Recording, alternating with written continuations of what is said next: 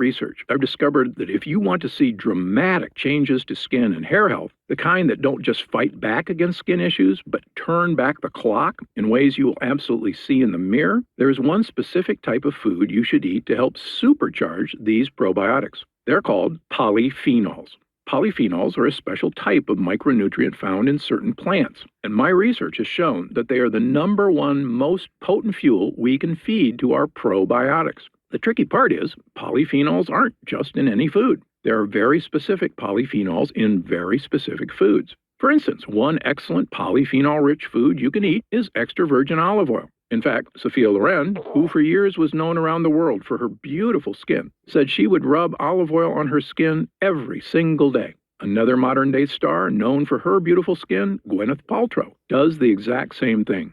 The polyphenols in olive oil are known to directly support the follicles in the skin and hair. But as potent as the polyphenols in olive oil are, they are not the best to eat for skin health. Keep in mind, there are over 8,000 polyphenols known to man, and each is like a different key that unlocks a different benefit when fed to the correct probiotic. So, just like the Human Microbiome Project, it's important to study not just every probiotic, but also every polyphenol to understand exactly which ones can be harnessed to help our skin and every other health issue we have. And starting 20 years ago, that's exactly what I did. When I first got rid of micellin clear skin that often looks wrinkle-free well into one's golden years, I was fortunate enough to travel to Japan. To Japanese health had a lot to do with the incredible polyphenol-rich foods that they had been eating for thousands of years. And when it came to skin health, my research showed one Japanese food towered above all others. It's my super youth food #2, Japanese cherry blossom.